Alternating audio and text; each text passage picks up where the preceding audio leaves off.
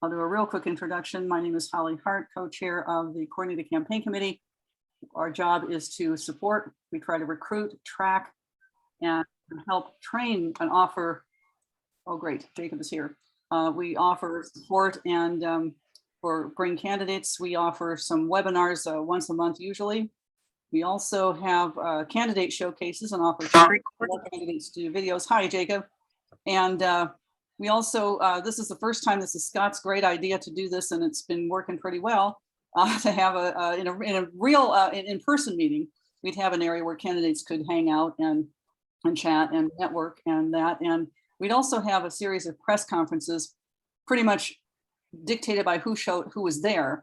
We've had over 60 people running this time, and so trying to be fair and who we're going to include, who not. So we just opened it up and thought, let's do.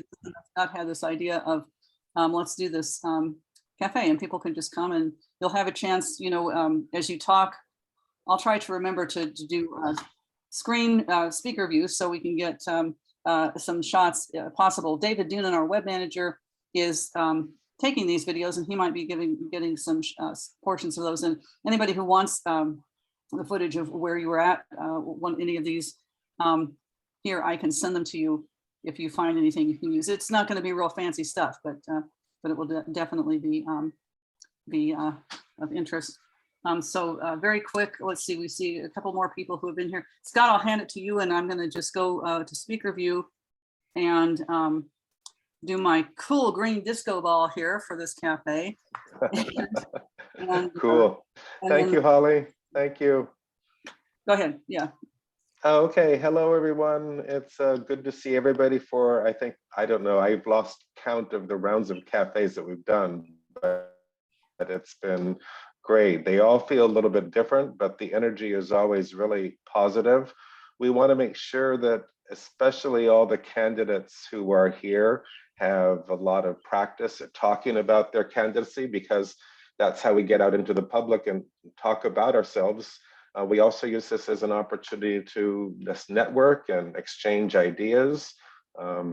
Most of us on the campaign, coordinated campaign committee are or have been candidates, as have I, but we also were especially impassioned to help all of our candidates be their very best. So this is a forum that we hope can help with that. Is there anybody who has not had a chance to talk, any candidate who has not had a chance to talk at one of our cafes yet? I'd like to give some priority to somebody like that. And I know we have some candidates on and other observers, but let's see. The guy in the flowery shirt. Violet, are you running now? Oh, no, the other guy in the flowery shirt. Oh, okay, okay. Let's hear from a candidate. I was thinking of Nicola, Nanda. Yeah, I didn't want to step on anybody, and they're actually called aloha shirts, Holly, but that's okay. And you know, here it's just standard dress. It's like we wear slippers, or it's called on the mainland flip-flops. And so anyway, yeah, sadly your other candidate cafes have been in the middle of the night for me, so I've missed them all. And I was at one other, and so I totally, Scott, appreciate and Holly organizing this. And when I take my photo down, I'm going to stop the video. What you see is a campaign spotlight that was done for me by the United States Green Party United States, a few years ago. And I took that, and up here it used to say 2018. And a friend of mine who actually happens to be a candidate here, also a green candidate, he has a program and he changed the 18 to 22. So I was able to reuse this from 4 years ago. Again, let me give a quick, since I hadn't introduced myself. So I'm Nicola Nanda. I've been a Green since 1992. I've been a candidate. This is my third time for the State House of Representatives. I also was a candidate for the Maui County Council, which is our government. For those in California, it would be the Board of Supervisors 6 times. And also when Patsy Mink died, I was the Green candidate in the state for replacing her seat for the couple of weeks of her seat and then for the next 2 years. And so I stand for office, and I've had a lot of, I was, when we had county committees, I was the chair of the Maui County Green Party. And I've been the state co-chair numerous times. And for the last about dozen years, I've been the delegate for the national committee. And I do want to give another shout out to Holly, who I believe we met in Denver in 2000. I could be inaccurate. And so what's amazing of these meetings is that you see people that you've met when they were 3 or 4 years old and they're still active. And the other thing that I find really exhilarating is listening to other candidates, because I think I know a lot and I'm pretty active and involved. And then earlier today, I listened to a couple of candidates who were so brilliant, who were so knowledgeable, who were so informed, who are so articulate. It just shows the variety of people that stand for office. And I did send Scott, I sent out a message to the other candidates today if to come and visit. And one of the things we see in Hawaii, or what I see, is that a lot of people here seem to feel, without putting words in their mouth, they seem to feel that we are existing on our own and don't realize that there's a national party and an international group of Greens. And I just realized I've been rambling a bit, so I'm going to stop there. But I want to again give a shout out. I see Starlene is here also, and thank you for your efforts, Starlene, with our membership list in Hawaii. And I think you know what I'm talking about there. Yeah, thanks, Nicola. Thank you, guys. And Nick. I follow a lot of several of the candidates in Hawaii and on Maui. So you're not alone there, I know, which is as a former candidate, I know that's kind of the worst feeling to feel at times, is pretty alone. So when you have other Greens running in your geographic area, that helps so much. And of course, also to know that there's people all over the country supporting you. So thank you so much. Who else is out there who would like either a question or a candidate who would like to speak? One thing I'll just mention, we've had a couple new people enter. Christine Schmidt from New York, Sarah Dillon from Indiana, Hari Aksha from our blogger and podcaster, I guess, from Arizona, Jacob Bailey running for office in Indiana, David Raquello, and I'm sorry, I forgot where you're from, but you showed up at the very tail end of the last one, and we're just interested in watching, following along. So thank you. We also have Doug Larry running for office in Connecticut, and Violet Zatola in Massachusetts, and we have Sue Edwards running for Congress in Missouri. I think I covered everybody.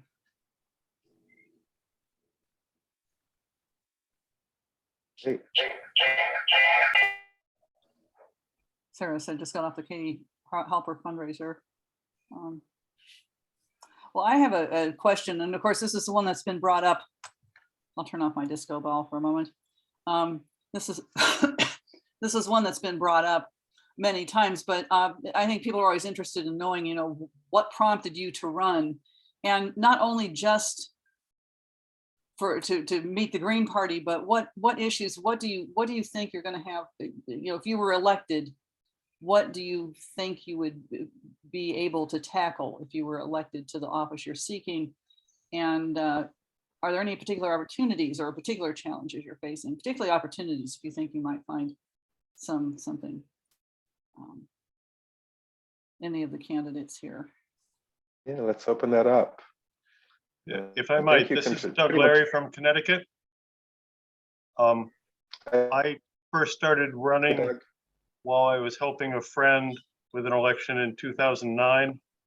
And at that time, I was working in the Fortune 500, a bit of a data geek.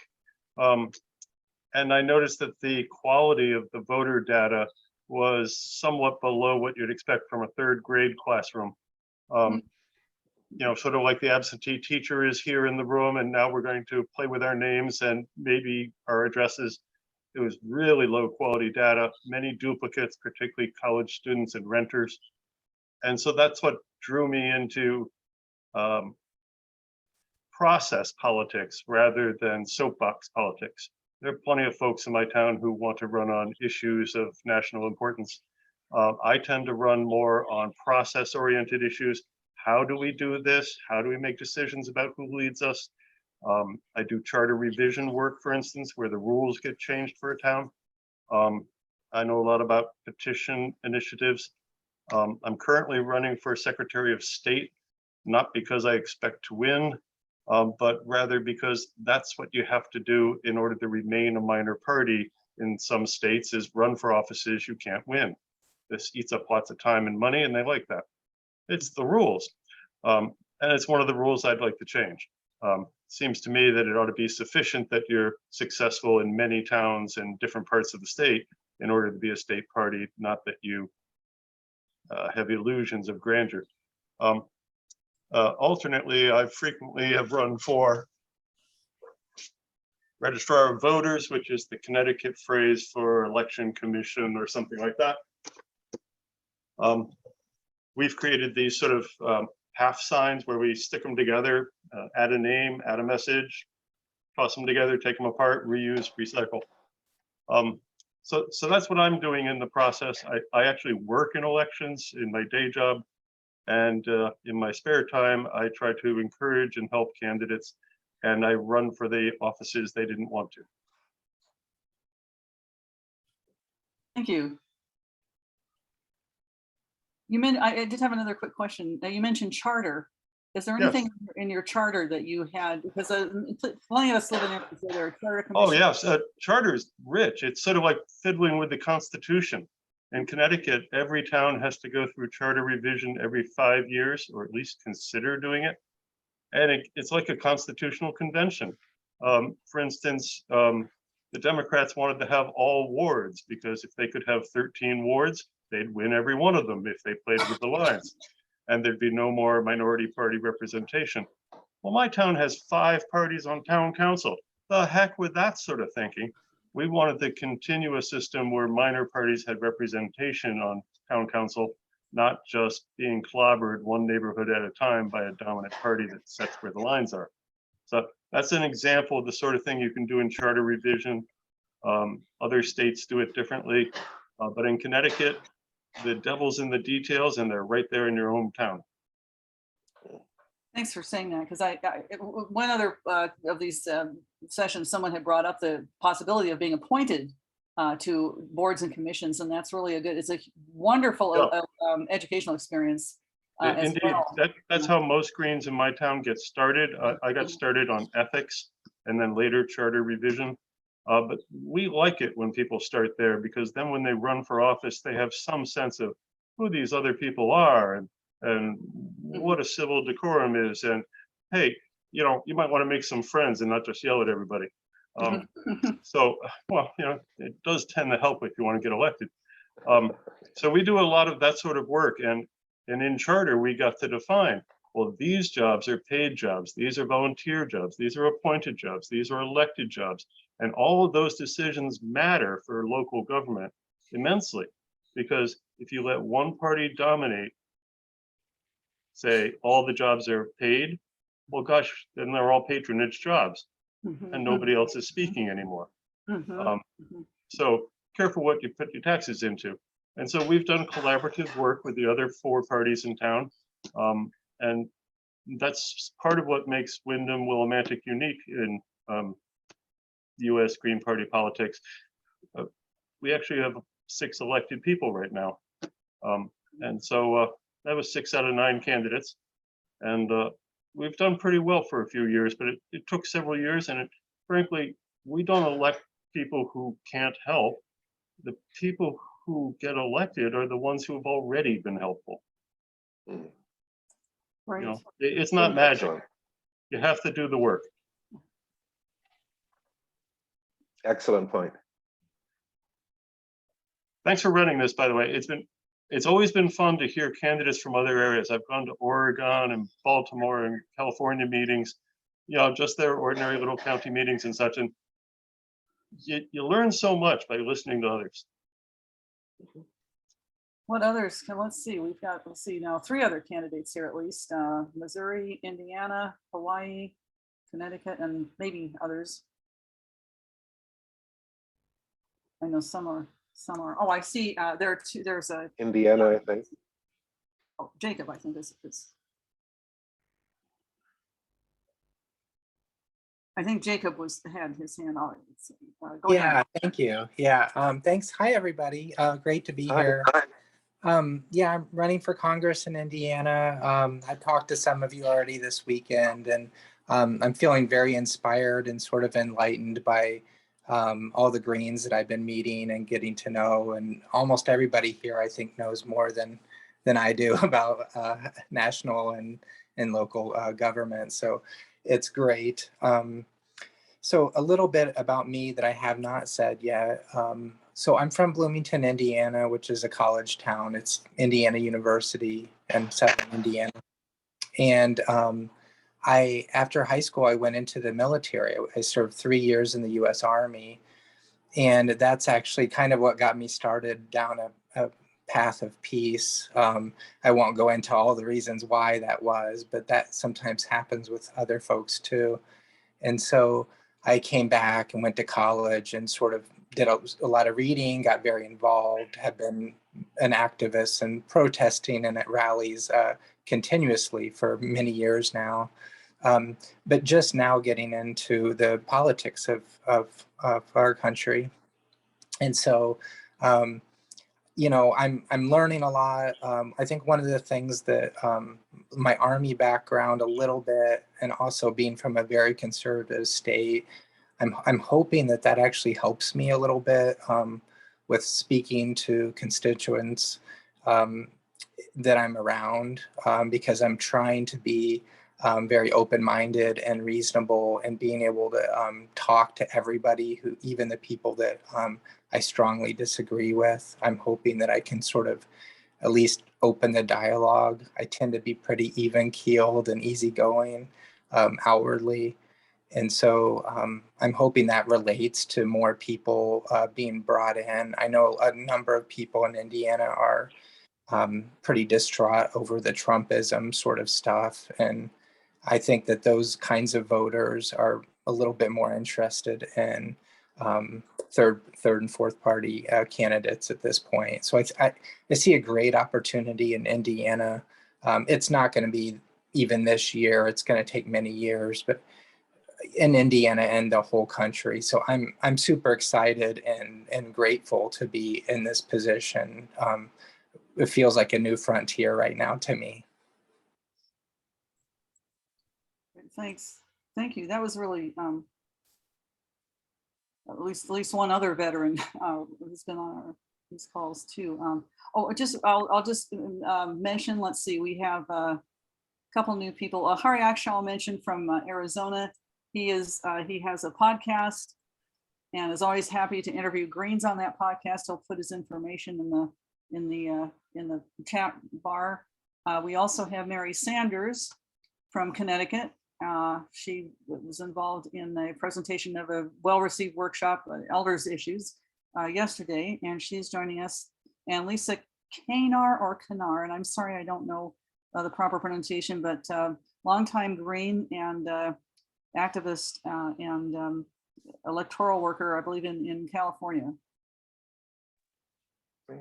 I think Violet had her hand up. Is that Oh, right, Violet? Yeah, sorry. I just a brief thing about what Jacob said about being sort of in the middle. I mean, I'm from Massachusetts, and a lot of people outside of Massachusetts assume that, oh, it's so much easier in Massachusetts because it's such a blue state. But the thing is, Massachusetts is kind of like a one-party state. So it actually isn't easier here. And I'm glad to hear what you say about, sort of being in the middle. And I see that, yeah, I think you're right, that there are opportunities.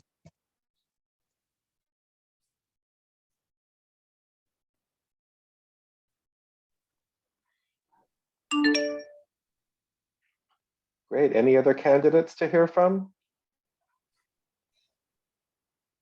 Because I hosted the Candidate Café early this morning at 8 o'clock, and I learned that not many of our candidates are up at 8 o'clock on Eastern time.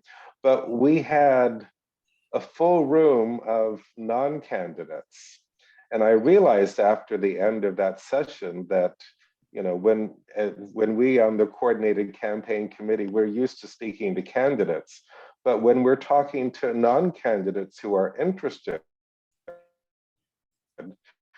one thing we can do to help them is to help them to learn how to help candidates.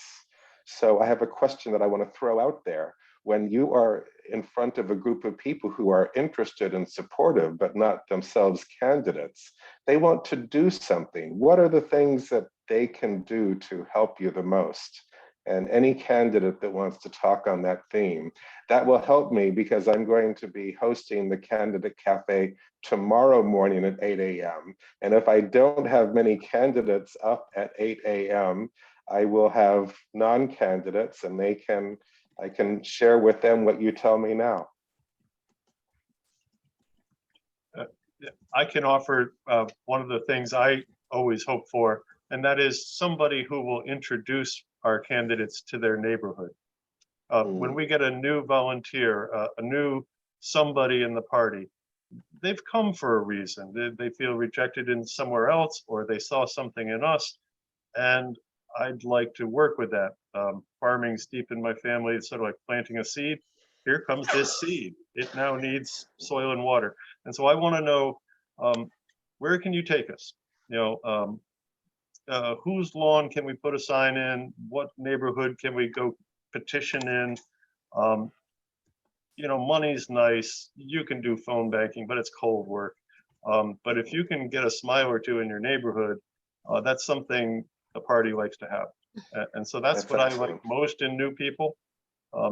We have a street fest once a month during the summer in town, and one of the newer people sat at our table and helped encourage people who were not already Greens and not already friends of Green to recognize, oh, hey, there's somebody new at the table, not the usual Green geeks. And so that sort of presence is very useful in new people. And if you can pass that on, you know, if people are joining us for something, bring us the people near you also, or at least expose us to each other. That's great. I'll use that. Anybody else? Nick and correction, Starlene is correct. Lisa Canar is in Washington. Sorry. Nick and Sarah Dillon has also raised her hand, and Nicola Nanda has his hand raised.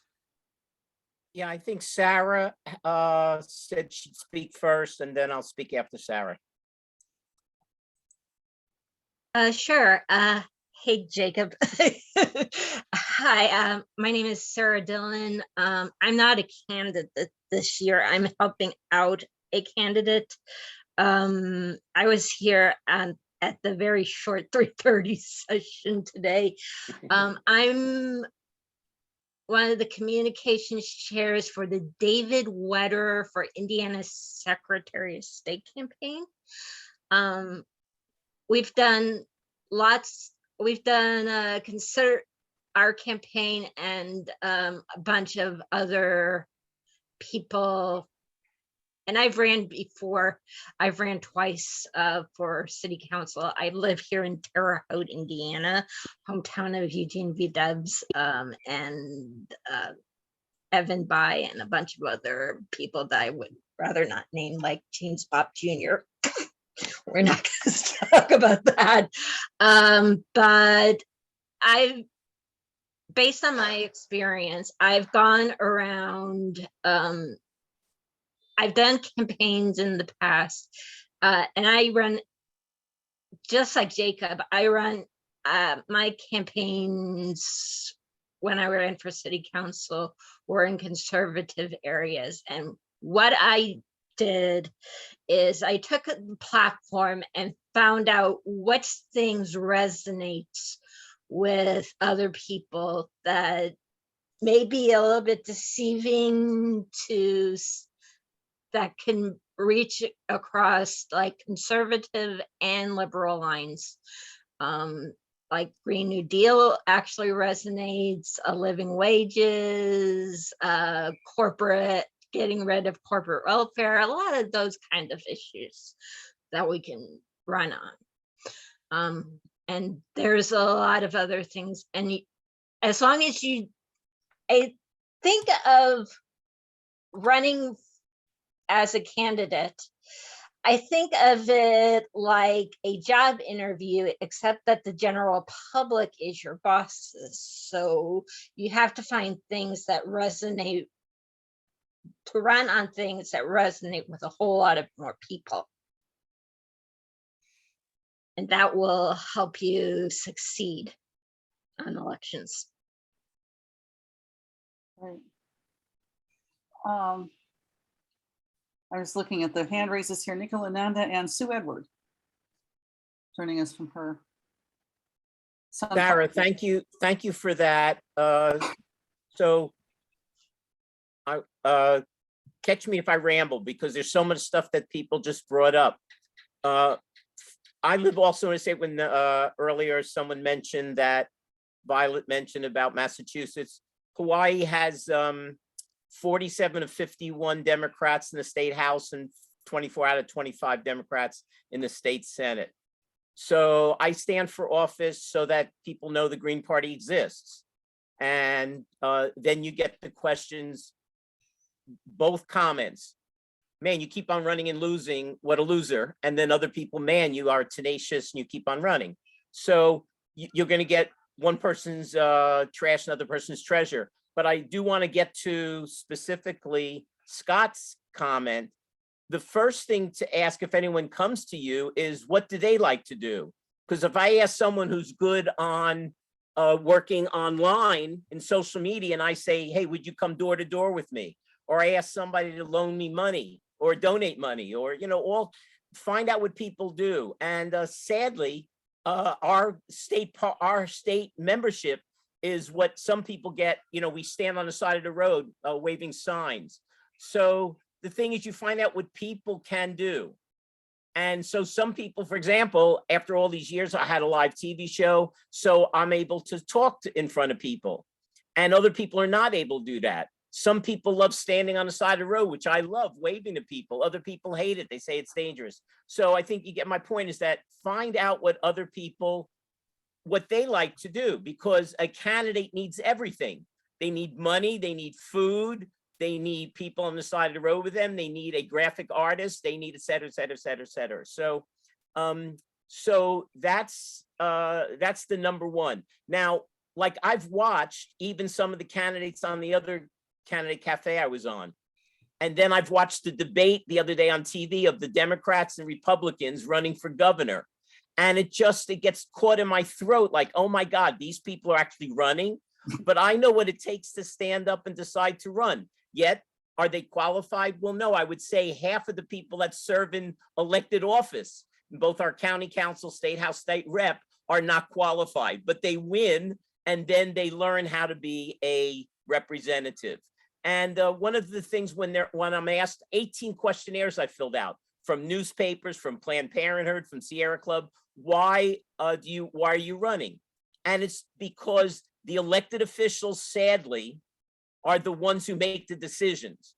So when I think out of 30 years, when I used to talk about we need to have a bus transportation system, and people said, the other two candidates, when we had partisan races, we don't need a bus, no one's going to get out of their car. And now we have 2.5 million people that ride the bus every year.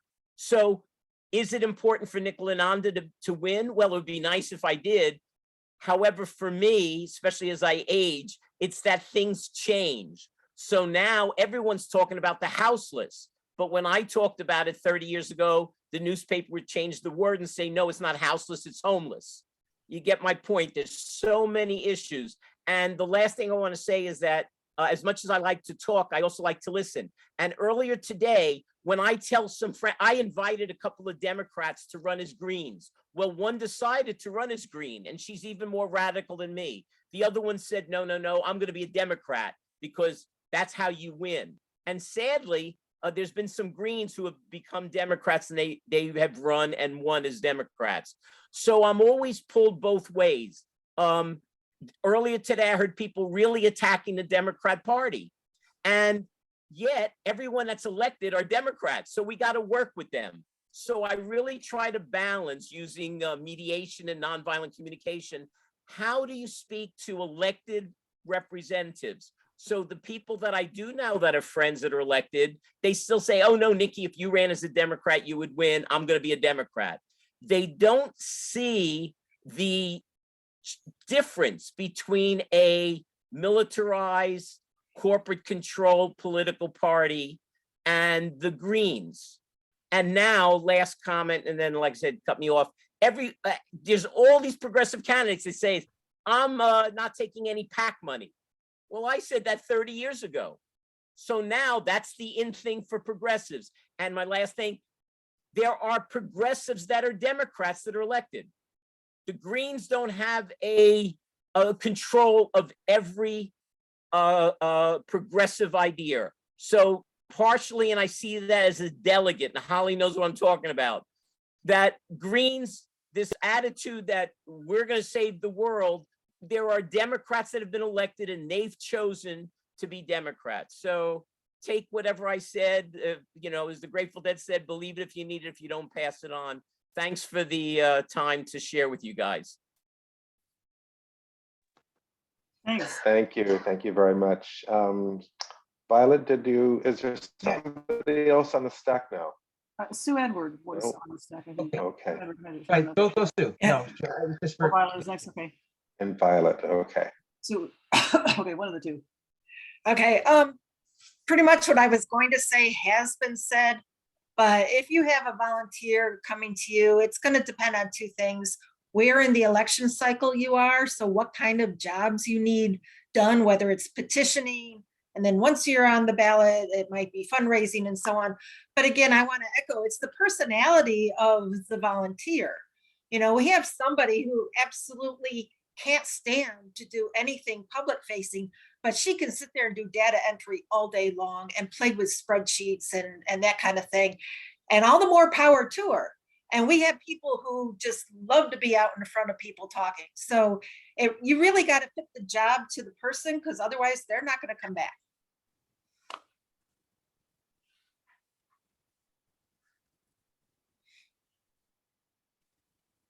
Great. And Violet, I think, is next. yeah, so this is a suggestion for Nicola, actually. Well, you mentioned the one-party state situation and so forth, and I found that the best thing you can do to get attention and so forth is to organize a debate between you and the Republicans, because it's hard to get into debates that are the two-party debates. The Green Party doesn't exist, you don't matter, and that sort of thing.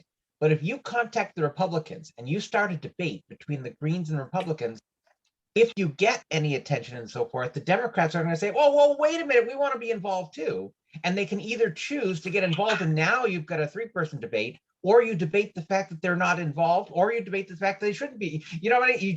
You're getting attention and you're getting to be well known.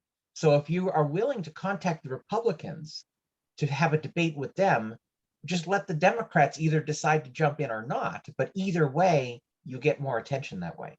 Over. I have just a quick question. Yeah, very good. I was just interested if people, we had a couple newcomers who haven't been, I don't think, on any of these cafes. I could have missed them, but David Raquello got on the very tail end of the little short one that we had.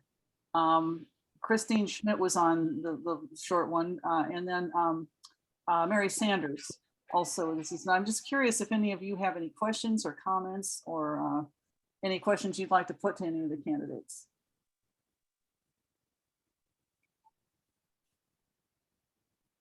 I see Amy Sachs here too. Amy has been at some of these, but yeah, I think anybody who is here, if you have mention your name and where you're from, and if you have questions or things that would interest you. Oh, okay, I see Mary and then Christine. Was it Christine? Yes.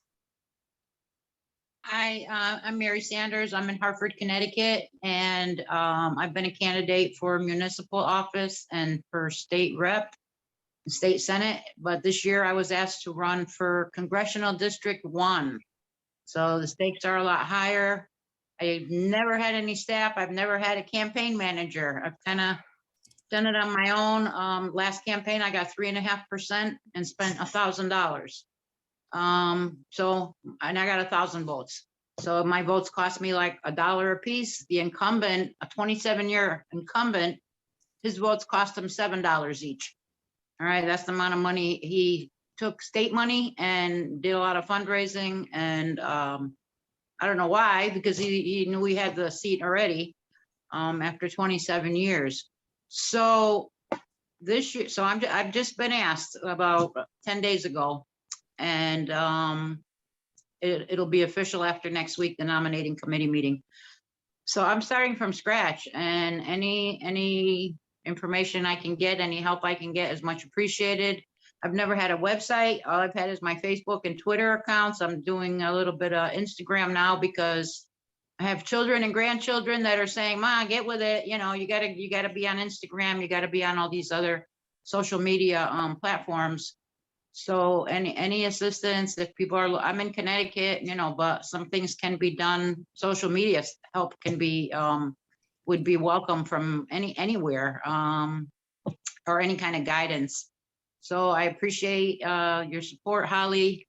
I've only been an official Green since 2016 during the big Dem exit after the Bernie Sanders dethronement. And after Jill Stein asked him to come over to the Green Party and he refused, I was like, that's it, I've had enough. I'm gonna officially register as a Green, and made a big to-do about it. So I have a lot of cred as far as being a peace activist and social justice activist for 30 years. I'm from a nonprofit background, so I'm used to serving people and have contacts all over the state, but I don't have the technology. I don't have the money. I've been unemployed for a few years, so I'm just trying to do what I can and appreciate any guidance. This is the year I've been most involved in the annual party, probably because I recently joined the Elders Caucus, and I appreciate Holly's guidance and other people in that forming caucus and all the activity. You know, I felt like I had something to do. I got there and I felt like I had something to contribute. So it has encouraged me to take a more active role in the party in general. Thank you. Thank you. And Mary did an excellent job in preparing for that workshop. I think we had, it was not only a really good turnout, but a lot of very good interest and a lot of very good information. So thank you. And her organizational skills are really good. If you ever need someone to manage something into the program, she would get a good recommendation. I think Christine Schmidt is next. If I'm seeing that, yeah, I see her. Yeah. Thanks. I'm really glad to be here, and I'm really glad to hear what everybody has to say. I've been involved in the struggle for many years. I got involved right after Dr. King was assassinated, and have been involved ever since. I helped to build the women's movement and been involved in every movement all the way up. In recent years, I had some back surgery, and that slowed me down a little bit. And a friend said, "You know, Chris, you really belong online. You should be on Facebook." And I argued with her and said, "No," I said, "I'm too busy. You know, we're building the Green Party and I don't have time to sit on Facebook." But she put me on. And as a result, I started to use all of the skills and the experience that I had garnered since 1969 to do international and national organizing. And I feel that that's what I have most to offer, and I encourage other people to do that, because now I have over 100,000 people on my Facebook pages and my Twitter account, not only in the United States, but worldwide. And so I'm able to educate people all over about the Green Party and about our candidates and about our 10 key values and all the things that we know. It's just so easy to do. And it's very exciting for me because this is growing bigger than I ever thought. I have more than 2,000 people now waiting for me to accept their friend requests because people are telling their friends, get on our Facebook page, get on our Facebook page, you know. So I think the best way that I can help candidates is to put their name out there and put the Green Party out there all over the United States and all over the world and show people what we're doing and what our values are. And it's so easy just to sit at home and click a button and reach millions of people, you know, and they want to hear it. They do want to hear what we have to say. That's why my pages have grown so fast. People are very excited because others are not doing what I'm doing. And they're telling everybody, go to her page, listen to this. She's in New York, you know, listen to what she's saying. And all I'm saying is what Dr. King taught us and what I've learned over, you know, all these years since 1969. And so a lot of the younger people haven't heard it, you know, because we really haven't educated the younger people about the struggle. Many of them don't remember who Dr. King was or don't know much about the labor movement. We're dealing with people who are 18, 19, 20 years old. We have to educate them.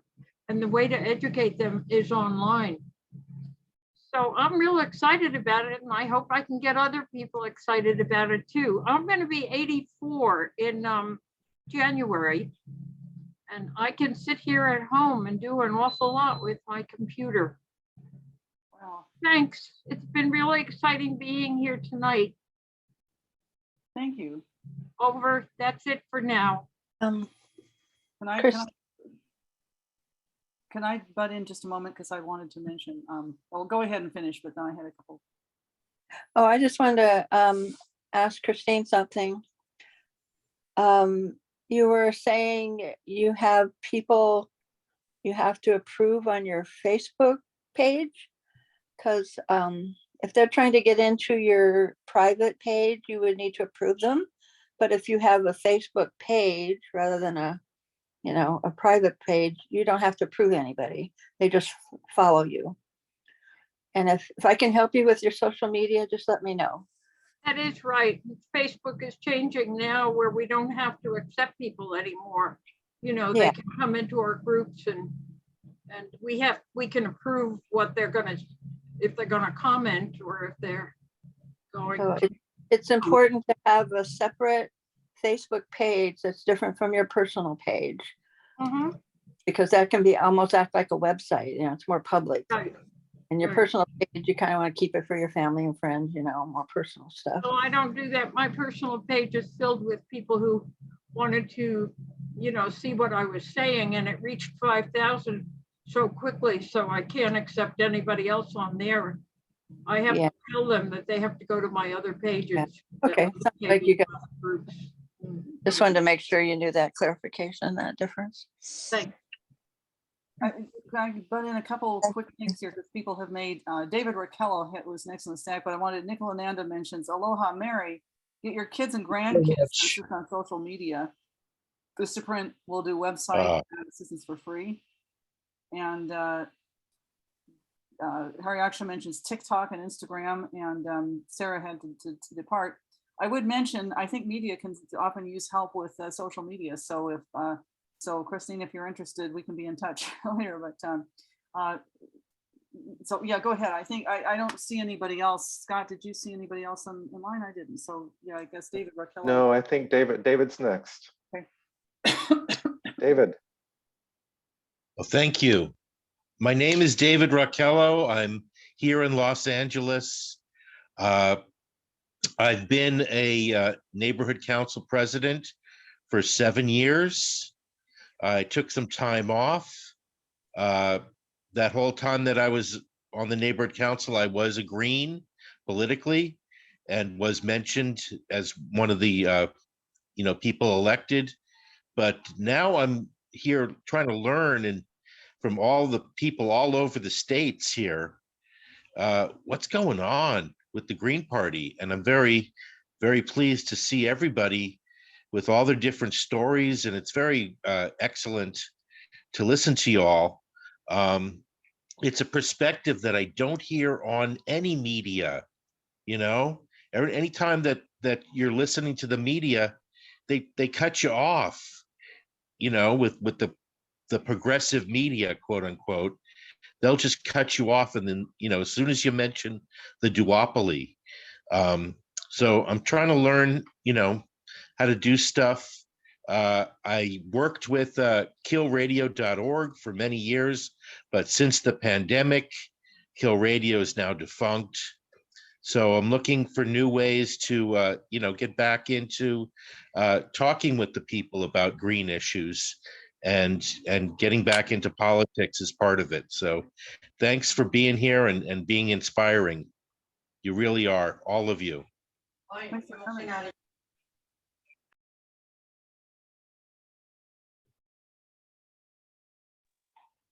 Great, thank you, David. I just want to share an observation that I've sensed in the last few months, and that's that maybe the catalyst was the Roe v. Wade decision or Biden's just unpopularity or the realization that both Democrats and Republicans are just sending more money to Ukraine, and they're not as different on many issues that people care about as people thought.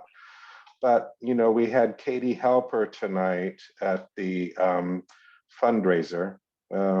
She's always been pretty green friendly, but more recently, I noticed in her podcast being, willing to talk about us as well as tonight to us. Brianna Jo Gray, another high profile podcaster, has finally said she's, quote, done with the Democrats. And many of these hosts have an audience of people who like to point out what the problems are, but don't always point out what the available solutions are, in the here and now.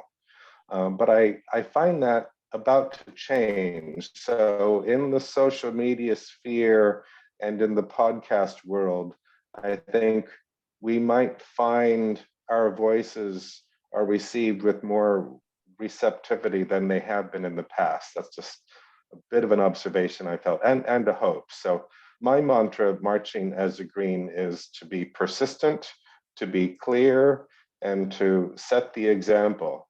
And I think at this time when people are so unhappy with the way things have been, they've known for a long time that things are kind of rough. But now I think perhaps there's more openness to the solutions that we offer, but we still have to work hard at it. But I find I'm a little bit more optimistic these days. I have to say I was really pleasantly impressed with the candidates that have shown up. And one thing I did notice, and so one bit of advice, I think all of the candidates, every so often you get somebody who you wish this wasn't out there, but I think all of them or most have been good. I do think one thing I noticed, especially last night, we had someone who was running, and I noticed this with the other people running for local office, is that those candidates usually have a really good grasp of very specific and concrete issues that they can talk to. And people running for higher office, longer ago when I first got involved, there were fewer people running for higher office. Some run because that's where you can get ballot access through that race. But they were more inclined to talk less about the Green Party, but more about actual honest to God foreign policy or domestic policy. And I'm hearing some of that actually, after prodding, then they'll talk about it. But I thought, as a person, not a candidate, but looking at these candidates, and I want to know what's in it for me or what's in it for the community. And I want to hear specifics. So I've been really impressed with the local candidates in particular, because they're up on, the front of the city budget or you know, I took this training, I read the city budget, or I worked on the charter commission and know this stuff. And for the higher end candidates do know stuff, but I would encourage them to be, you know, they don't have to just be a policy wonk, but to be clear about some of the you know, Medicare for all, or this particular bill, or military spending, or peace dividend, that kind of thing, and some specifics as to what they would do. I think that goes a long way. And a lot of times people aren't expecting third-party candidates to know what they're talking about. So that gives you a leg up.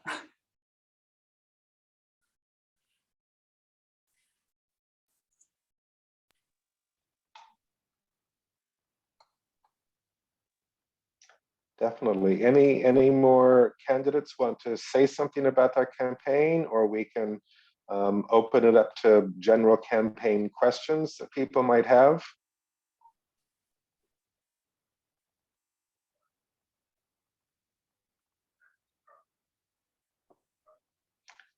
Violet? Well, obviously I want the candidates to speak first, but if besides that, in terms of getting attention, you were talking about, you know, how people are talking about negative things and so forth. I'm right now collecting signatures for our Massachusetts statewide candidates, and I have a suggestion of something to get people's attention, and that's simply make a little sign that says, Biden is terrible at doing great things. Trump is great at doing terrible things. We lose both ways. And then, you know, and then go from there. But like that, initially people are going to say, oh, wait a minute. And then you get their attention, and that's way to get them in. That's how you get them started, because so many people have been traumatized by politics. They see, you know, whatever a political sign for anything, and they just don't want to think about it. But when you say those two things, people are like, yeah. And then you go from there. It's a starting point. Right, right. I was in Massachusetts for many years as well, Violet, and I would gather signatures at supermarkets or wherever was allowed. And I enjoyed doing it. One thing I always found, though, is the number of people who weren't even registered to vote.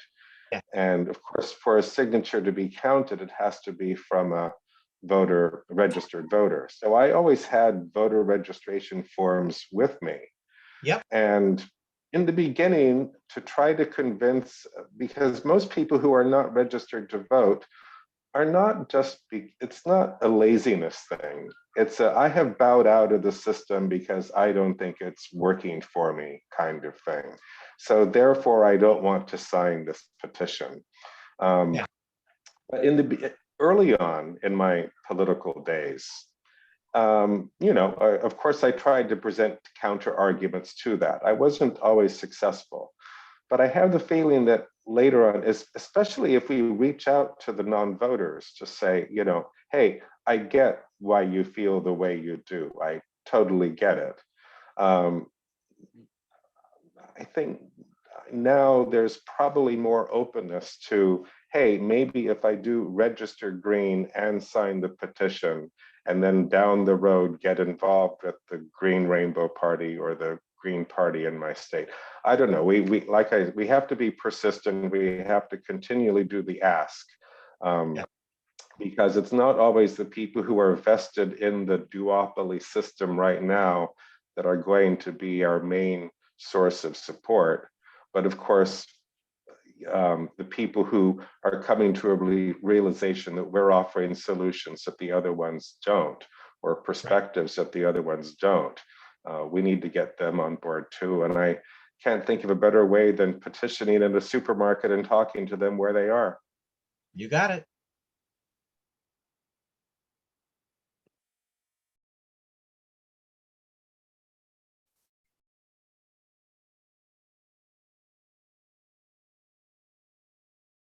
Other questions? I saw that Anybody else? Scott has written persistence, clarity, example. It's my mantra. Persistence, clarity, example.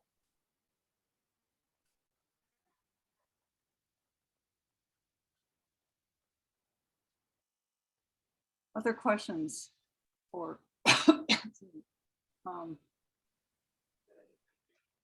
What about for the candidates who are still on with us? What about debates? Do you, for local positions anyway, are you finding that you're getting into debates at the local level?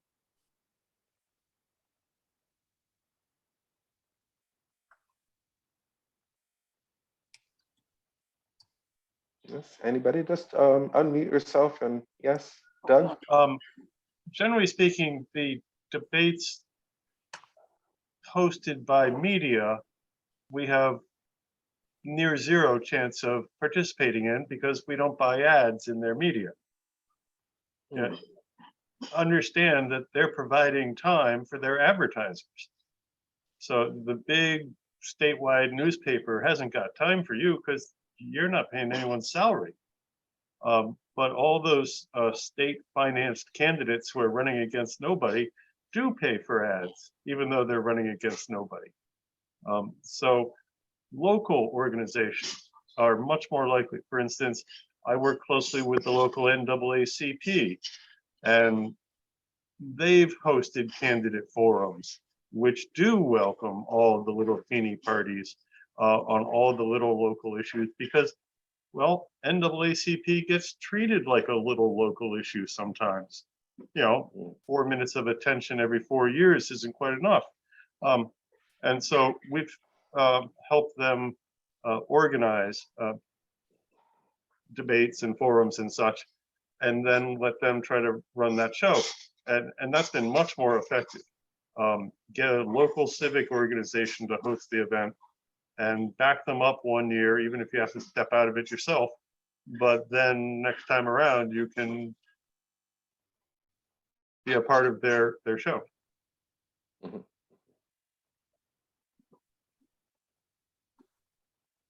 Good. Anybody else with experience about debates? I was oh, okay. Mary has her hand up, so I'll wait. I've been using the raise hand thing, but I guess it's not working. So Mary, you go ahead. Thank you. When I ran for Hartford City Council, probably 3 years ago, I participated in 3 debates that were put on by community-based organizations, and one that the city put on called Hartford Votes at the public library, which that particular venue, I participated both for city council and for state senate just before the pandemic. But once we were under the pandemic, we had to do everything online. So I filled out every survey that anybody had. I think there were 5 surveys that year, and I made a video that went on Ballotpedia. And when I looked at the incumbent, a 27-year incumbent, he had filled out none of the surveys, had not done anything, because of course he knew he was a shoo-in. But I agree with what Doug said about looking to community-based organizations. You're more likely to be invited to participate. That's really true where I live too. The League of Women Voters have always been good. I just noticed, sorry to butt in, but I noticed David's coffee cup. If you was it People Over Profits or something? I think Nicola Nanda was next on stack.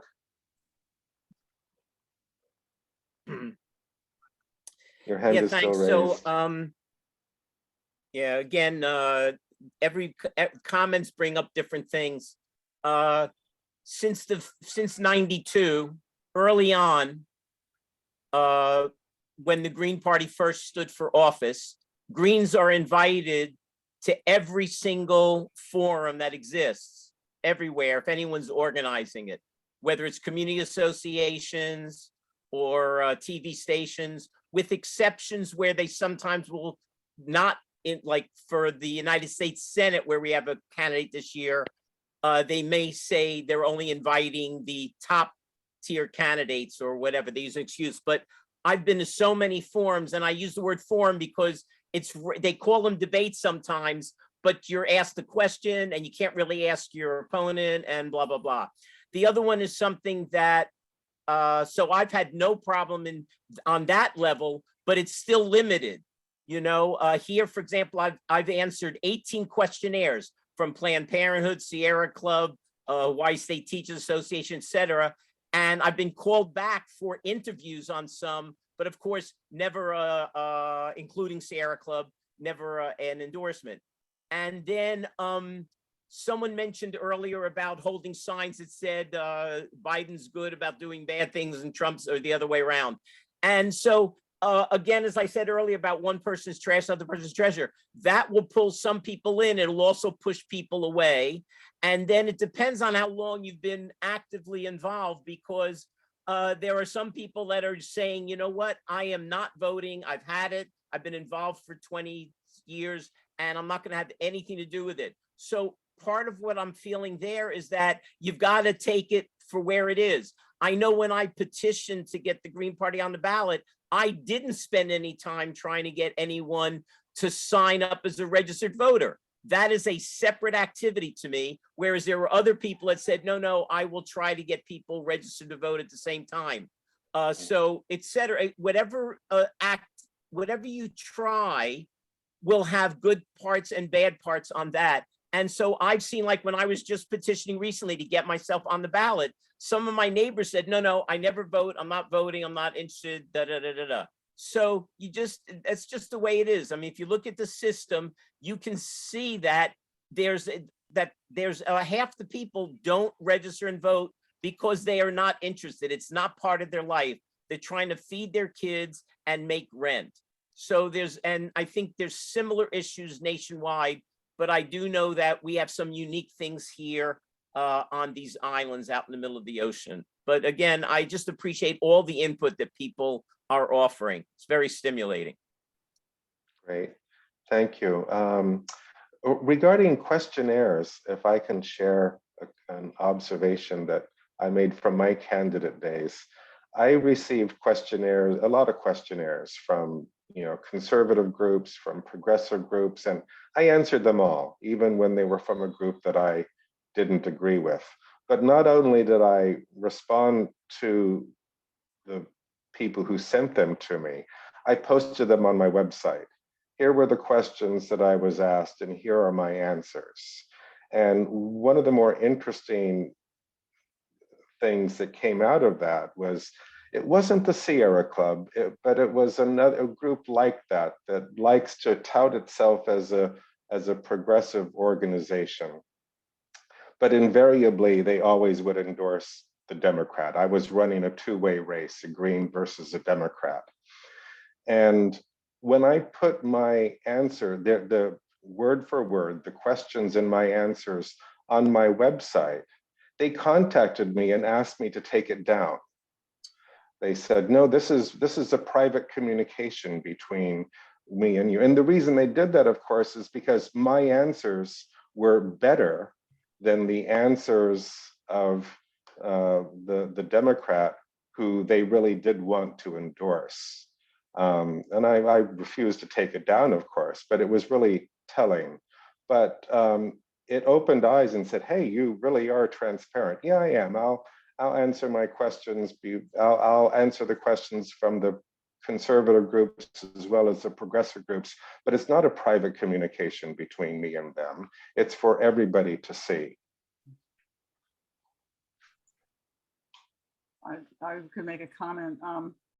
I ended up running for lieutenant governor. There was a fear that our ballot line was going to be hijacked, and we had to have we had a gubernatorial candidate. We needed a lieutenant governor, and so I said, well, I'll just put my name on the ballot, and until we find somebody else. And then they never bothered to find anybody else, so I ended up running.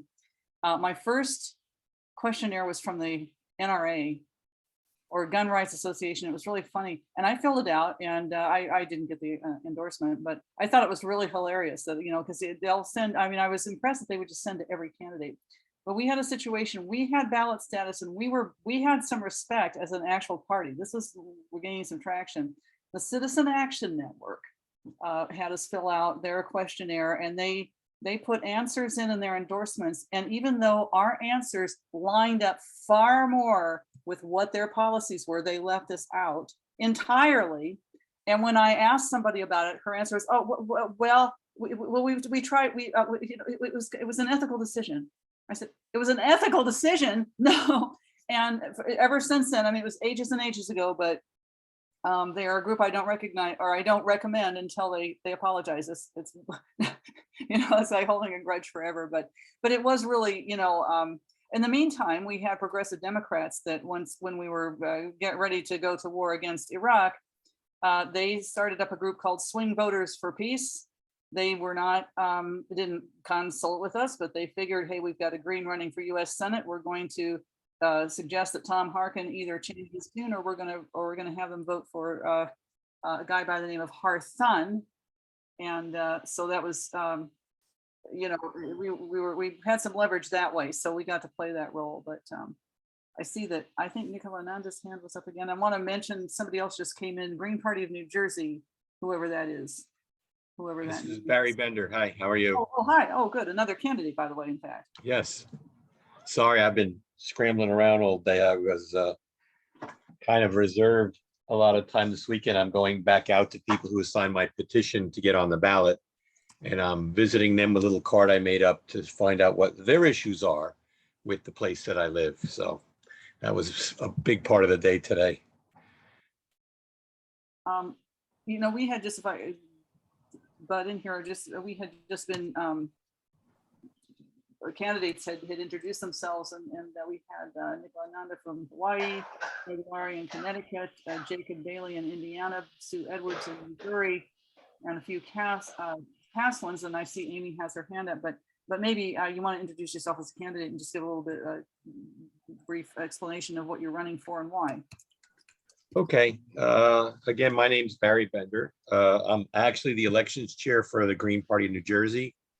And I'm running for, actually, it's a local position, township committee here where I live in New Jersey, Lacey Township, which is the home of the oldest nuclear generating station in the United States, which they're in the process of decommissioning, which makes everyone in town very uncomfortable because they've given it to a company that's never done a decommissioning before. Just a little inside info on that. But yeah, I'm running for a township committee seat. There are 5 seats. There are 2 up plus 1 for a what do you call it, a shortened term. Our mayor actually passed away earlier this year from pancreatic cancer, and they filled his slot, and that slot has to be now face election as opposed to appointment. So it's really 2 regular seats and then the unfinished term of the former mayor. I'm in a township committee form of government where the people in our township don't elect their mayor. They elect township committee persons who then choose the mayor from amongst the 5 of them. There's a lot of things going on here. I live on a town. You've heard people use the term Jersey Shore. Well, I live on the Jersey Shore. But the Jersey Shore in New Jersey is extremely red, and it's been red since I've lived here for 34 years. But with things that are going on, people are getting, they're developing to the point where we live on a 2-lane highway called Route 9, US 9, and they keep building and building, and the traffic situation has just become unbearable. And part of the reason that they keep building and building is on our planning board, and also one of them is on our township committee, are developers. So of course they're going to be leaning towards developing, and that's going to be a big part of my platform, saying, look, it's nice that you're going to develop, but we need to be able to get in and out of town, especially with them decommissioning the oldest nuclear reactor in the United States. And right now, if something happened there, there's no way with 2-lane Route 9 plus all of the development that they've done on it that people would be able to get out of the town. And that really is the biggest part of my platform. I mean, another part of it is what I refer to as the friends and family plan here in Ocean County, which is where I live. And it's the friends and family plan I refer to is where professionals make small donations of $2,000-$3,000 to their campaigns, and then they get paid, six-figure amounts of taxpayer money to serve as, township attorney, township engineer, et cetera, et cetera, et cetera. And I think the people are getting really tired of that. And that's a big part of it also. Thanks and good luck. Thank you very much. Yeah, it's going to take luck, but this could be the year. Great, we certainly hope so. Thanks. I see that Amy. Okay, who? All right. Hey, I'm glad I got back into the room in time to hear from the New Jersey Green Party. I'm from Monmouth County. Oh, wow. We need people. I have not been back in a dog's age, unfortunately, but all of this talk about townships and patronage is definitely making me feel nostalgic. I'm on the West Coast now. Oh, okay. But Okay. I just had I had sort of a question for any candidate that feels like answering it. I do talk to a lot of my buddies on the Mastodon platform about politics, and I sort of have a tentative friendship with one guy who after 2016 was kind of on a lesser evil tear, and he's a really young guy, and he started to get older and change his mind about a few things the way you do. And so he doesn't spit fire at me anymore when I talk about the Green Party. It might help that even though he's an American, he moved to England, so he's more familiar with multi-party systems now. But he said to me the other day, he said, don't you feel compelled to try and vote on behalf of marginalized people who can't vote? And I immediately thought to myself, well, no, because that's kind of a violation of the idea of one person, one vote. But I do wonder how candidates respond to the accusation, which almost always comes from Democrats, because Republicans don't give a flying leap about marginalized people. How do you react to people that say you're working against marginalized community, such as poor folks, homeless folks, people of color, LGBT folks, by daring to not go through the Democrats? How do you answer that? Well, in large part by being in those communities already. I mentioned earlier, I'm with the NAACP locally. The average income of our Green Party members is not startlingly Connecticut level high. As Mary can attest, we're not all rich people. And so Democrats talk a lot about doing things for people and have some big programs, but they're not reaching people as well as we are because we live next to them and they just send some money this way. Yeah, I was going to say a lot of it's lip service. Yeah, that's my opinion. Heck, I'm hosting the Zoom meetings for the NAACP twice a week, and helping them with the details of how not to get in trouble when they do voter registration. Like, you have to actually turn these things in, folks. Some details like that. And after a while, you get appreciated for being there. I'm not everybody's perfect candidate, but being there gets you a lot of credit. One of the things I like to do is visit the same few voters door to door over and over again as I run for different races in different years, because it gives me a sense of grounding. And I think it does for them too. Those who received me well last time, I'll go to again, and it's not for their vote again. I'll probably get it, but a little bit of it is continuity. How did you feel a couple of years ago? How do you feel now? I find that useful. You can go talk to the masses, but every now and then it's good to have what you consider your distributed base. The guy in the woods, the guy at the end of the bridge, all the other ordinary citizens and non-citizens for that matter.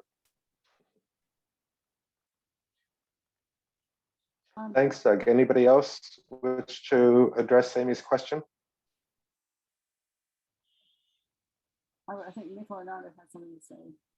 Yeah, I think that I don't know why I used the raise hand. I don't want to interrupt. I respect the stack, and So I don't know if people can't see the hand up. The first thing I want to tell Amy and his name is Green Party New Jersey. I missed his full name. I'm sorry, But, I gotta rename it. This is not and I can't change my for some reason it's not showing up, change the name on the screen. But this is not an original Hawaii accent. After 3 years of Brooklyn, where I learned how to talk correctly, I then moved to Fort Lee, New Jersey. So it's nice to hear the Jersey accents also.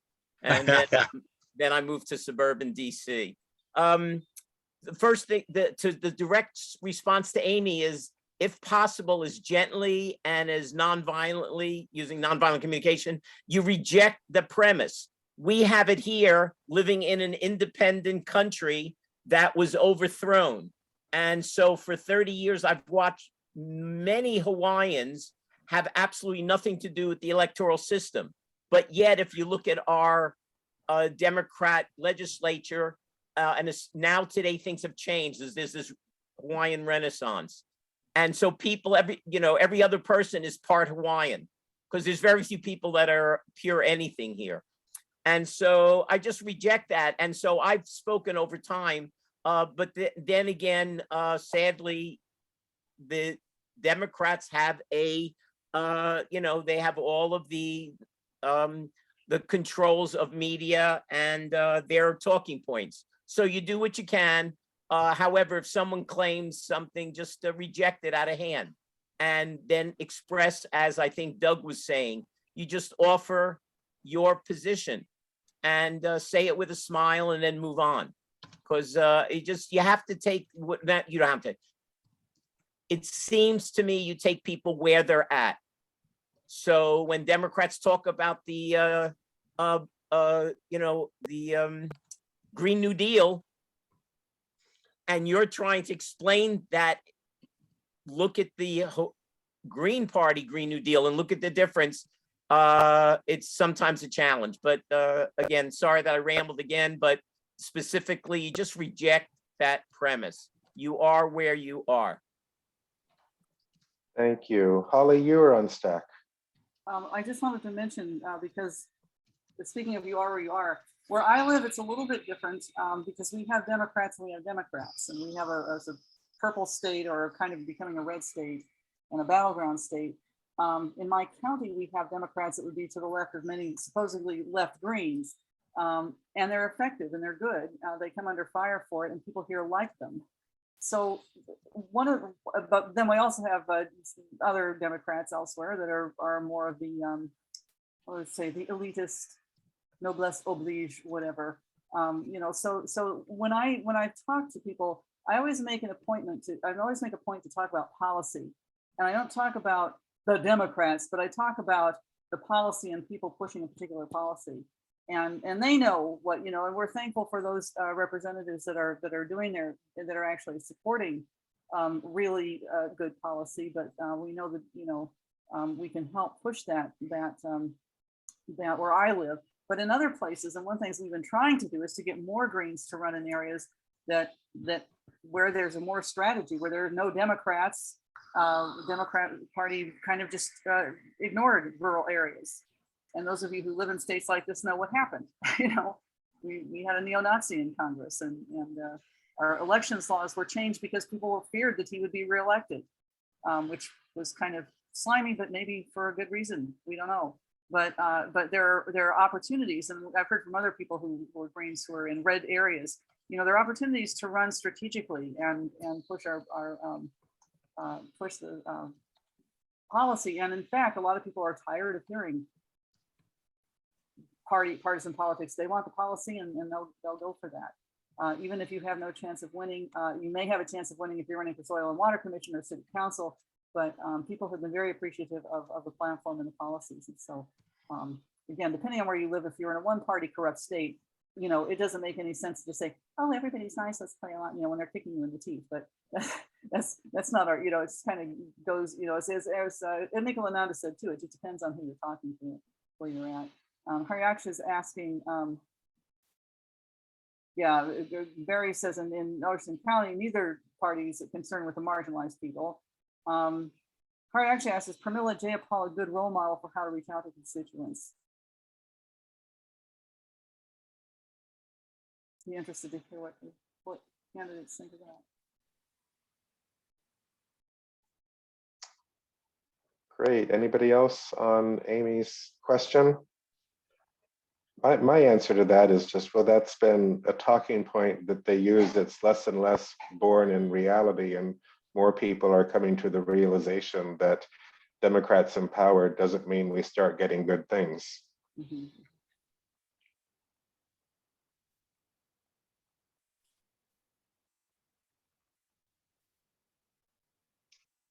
Great.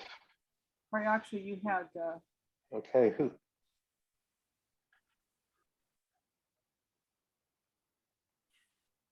Christine notes that Beto O'Rourke is running an impressive campaign in Texas for governor against Greg Abbott. Praise where praise is due. Well, so I'll go back to Harry actually posted the question, is Carmilla Jayapal a good role model for how to reach out to constituents? I'd be curious as to what candidates think of that. I mentioned that just because Beto is so very, very skilled at listening to people and not getting upset, even as these conservatives attacked him so strongly today in a little town down there in Texas. And the gun people attacked him so badly, and he was just so cool and invited them to speak more and listen to them.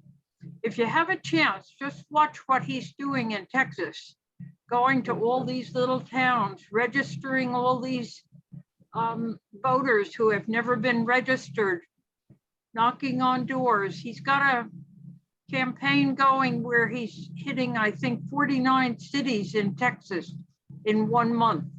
He's driving all day long, and he is just really impressive, which with the way he's registering voters and listening to people, and the crowds now are growing, waiting for him to come to their town. It's quite an impressive campaign that he's running. And it can give us some good ideas on how to listen to people and what we might need to do in the future. Over.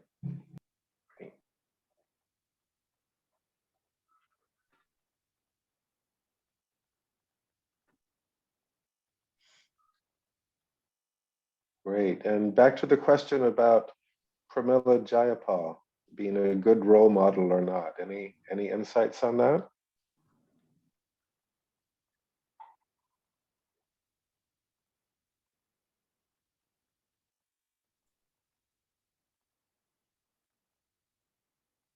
Candidates, I mean, I don't know about a role model, but to me, I've always found, because I've been involved, I became a Green in 2016, but prior to that, I was with that blue party for quite a number of years. And for me, this is at the local level mostly, because we've never had the resources really to do anything bigger than that. But the door-to-door, I have found is in reaching out to the people. Like today, I spent 3.5 hours going out to people who signed my petition so I can get on the ballot this year and speaking with them. And you know what? You see that they appreciate it, and it also is energizing for me at the same time in speaking with the people, because they signed and they're like, well, what are you going to do for us?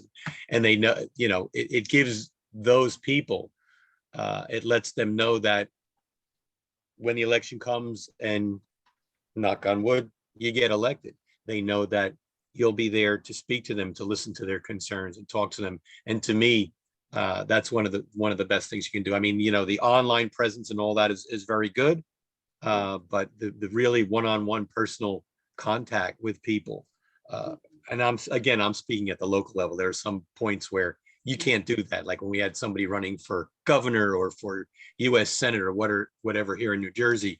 It's difficult to do. You do it to the best you can, but you're not going to reach the kind of numbers you really want to. But at the local level, I feel that it is extremely effective. Definitely. Local, I mean, we have more local candidates than anything else. And I, for one, when I ran, I love going door to door. It energized me as well. So it's standing at supermarkets, going door to door. When I was having a bad day, that would usually lift me up, surprisingly. That's it. One of the things our webinars have covered, the Get Out the Vote, which involves door knocking and presentation and also social media, especially when you have to have a larger footprint. You know, some, like where I was, don't really need much, but people will have a Facebook page or usually a website, Facebook, and some Twitter. Christina might be interested. It might be interesting to have her on to talk about what she does, because having a real social media presence for, I saw in 08 in this state, the Obama campaign had the most brilliant social media campaign, especially for the time, and most inclusive, and the way that they managed to do that. And I'm in Iowa, so we get all that traffic, you know, up front. And it was really impressive to watch. And so you can do things, and there are ways to be inclusive in that and pull people in. It might be for those, but I would have to agree too. There's no substitute for actually going up to knowing people in person. Oh, Nicola, Nanda, I see your hand for a change. Your hand is raised. Good. I just kept We on saw breathing. it. I just want to make reference to something Christine said, which is so important. This is why I feel I watch myself in commenting that all Democrats are assholes, because you take, for example, you ask about Jamila and you take the good things about her. Yes, Ocasio-Cortez uses the Green New Deal, but she talks about so many other things. So to just attack every progressive Democrats as assholes, I do not think is beneficial. That's just where I'm at. I'm not telling anyone else what to do. The other one is I worked for the census, and I've also been a candidate. And I come to houses and I say, I'm with the census. What do you want? And when I come as a candidate, I say, hi, I'm Nicola Nanda, I'm running for office. And they go, oh, I've heard of you. Oh, blah, blah, blah. So, you know, and of course here, when you walk to someone's property, especially out where I live out in the jungle, people don't want, you know, they're very private. So you walk in there and you go, aloha, aloha, you know, and then someone go, what do you want? And I say, candidate. And more times than not, people go, oh, great. Because they do appreciate that you come up to the house. And when I hear some candidate says that they've been to 40,000 houses, they're just, it's bullshit. You can't go to 40,000 houses, but you hear people constantly say, I went to every house in Hawaii 3 times. They're running for governor of the United States Senate. So you just take, you know, again, that's the point. You do it with a smile, and you take people where they're at, and the things that obviously you can see, I enjoy talking that. So for me, going up to a house, there are some people I know that they just won't go to a house because it just doesn't work for them. But anyway, I just wanted to make reference to a couple of things. So hopefully I got them out. Mahalo. Great, thank you. Doug, your hand is raised.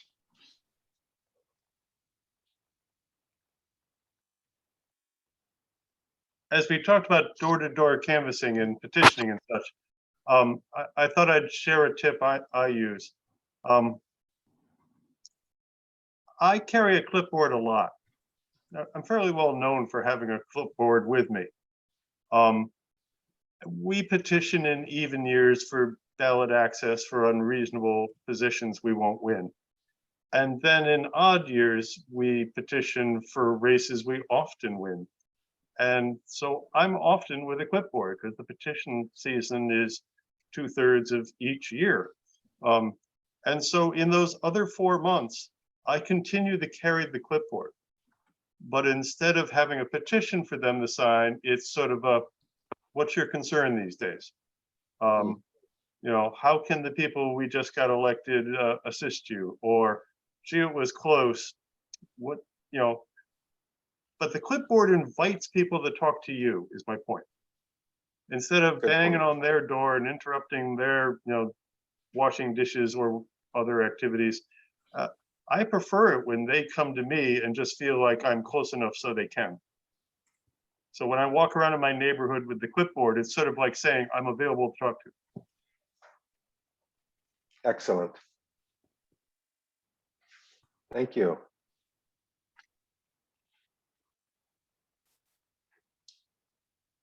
trying to think of, let's see, what candidates did we not? Sue Edward, we haven't heard from Sue. I'm just absorbing. It's been a long day and I'm trying to stay awake. Okay. And Sue's been to several, Sue has been to several candidate cafes already. Really great to see you again. Yeah, I mean, if you have a specific question, but I'm No, that's mostly great. listening. I wouldn't mind hearing again, you had mentioned several times what inspired you to get in, but maybe people who haven't been on one of these yet would be interested, because it was kind of a sudden thing, but it's sometimes not unusual that this happens. Yeah, I was not planning to run, but it was the Supreme Court's overturning of Roe v. Wade that, just infuriated me. So I said, I'm going to run for office. Going in and having a rally in a park to vent your frustrations is one thing, but if you want to make change, you got to change the laws. The Missouri Green Party is currently petitioning. We have to turn in 10,000 signatures August 1st. So I don't know yet if I'll be on the ballot. If we're successful, then I will be. If not, I'll just register as a write-in candidate. So I was fully triggered. Pro-choice has been a long time issue for me. Before I moved here, I lived in South Carolina. I was an escort for over 11 years, every Saturday morning, 6:30 a.m. I'm not a morning person, but it's an issue that, I'm feel very strongly about, but it ties into a bigger healthcare issue. Healthcare is a human right. We need universal healthcare, and everybody should have access to healthcare and not be penalized about where they live. Missouri was the first state where the trigger law kicked in, and they made abortion illegal that very same day. So why should a woman in a state be forced to travel out of state to receive healthcare just by the mere fact that that's where they live? So I want to, enact healthcare laws that guarantee access to all healthcare, guarantee privacy. It's nobody's business what kind of procedure you're getting or why. And, but also things tie into it, like, sex education. Teach children at a young age. You don't have to teach them the birds and bees in kindergarten, but teach them mutual respect. If they want to hug another child and the child says no, well, no means no. You can teach them that even at 4 years old. Or if the woman decides she wants to keep the child, let's help her with, Head Start programs and food stamps and maternity leave. It's every other country. You go to France, they get 12 months maternity leave. Some places here you get 0. So, we need to basically help people, and that's why I'm in the race. Great, thank you.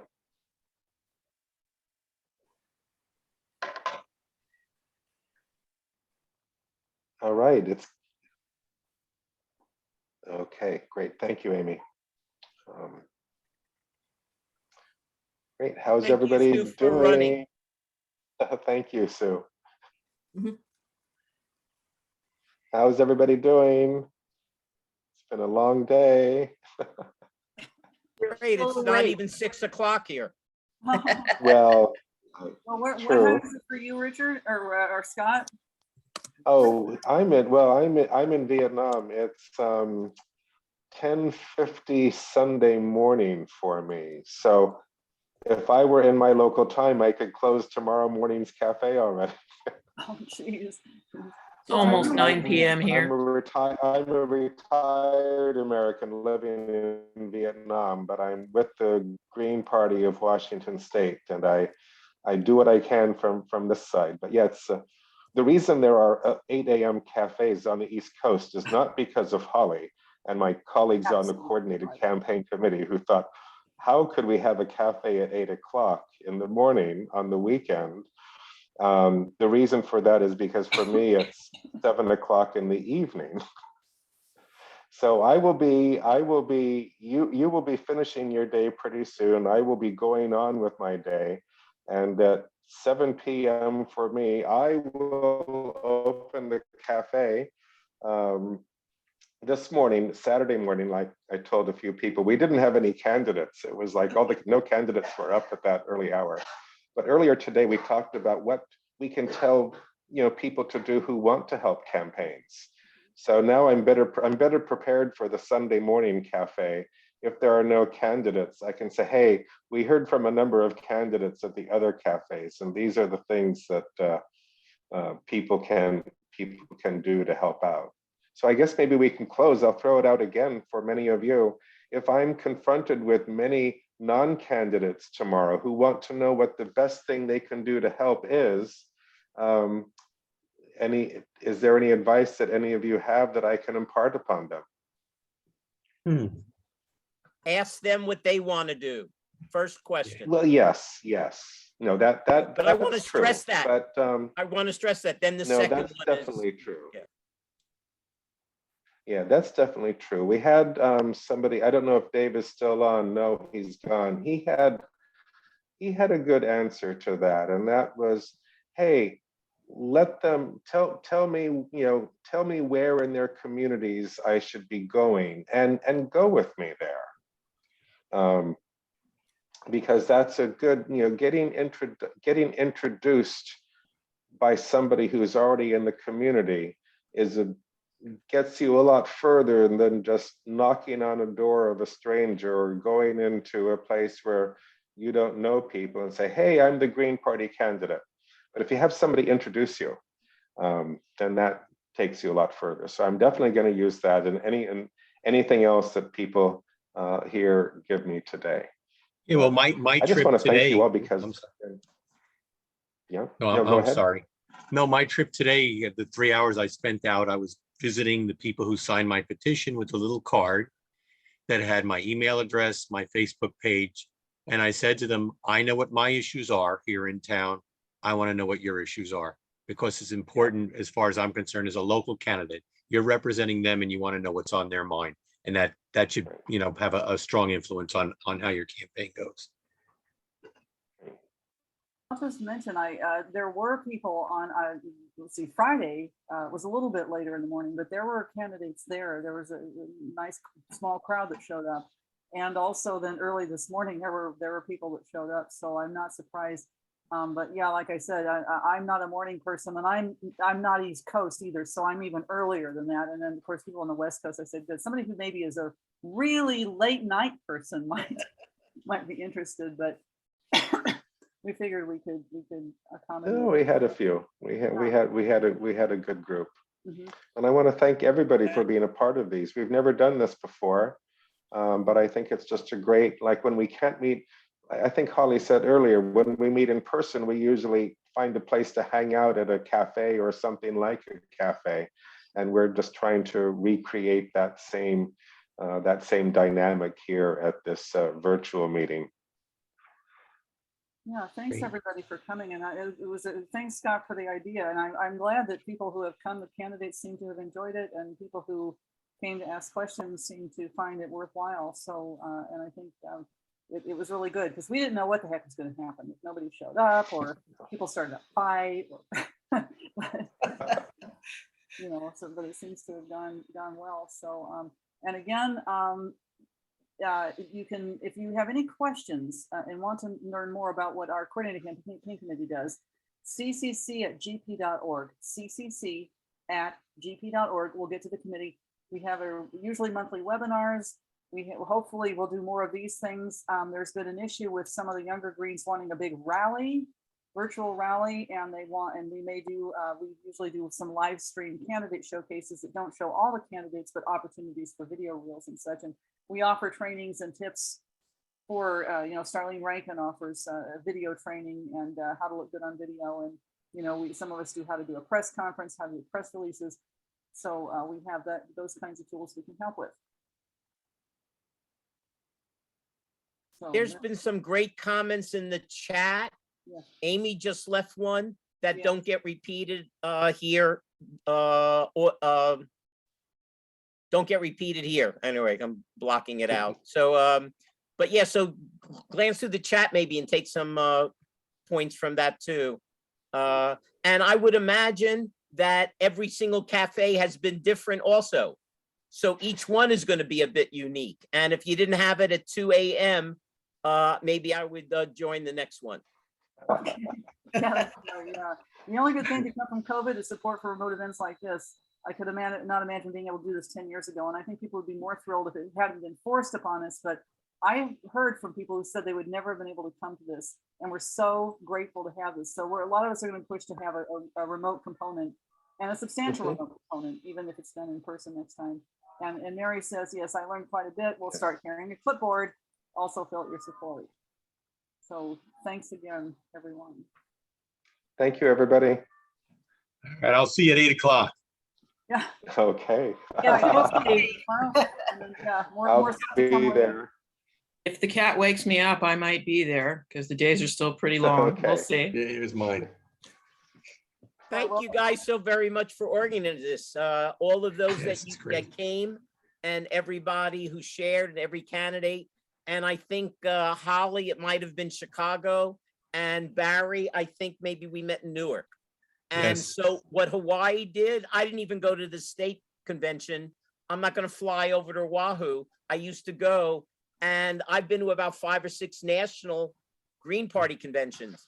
But these videos, the last 3 years, so hybrid maybe, yes, nothing's accidental in existence. And so I agree that here I'm able to attend the last 3 national meetings because of this. So it's brilliant. So anyway, but thank you guys who attended. Thank you those who organized it. Very good. It's very good. Aloha, mahalo. Okay. I guess so I end the meeting and see you all in cyberspace, and good luck on your campaigns. All right. Thank you. Night. Good night. Have a good Bye. night, morning, evening, wherever you are as we leave. Good night, all.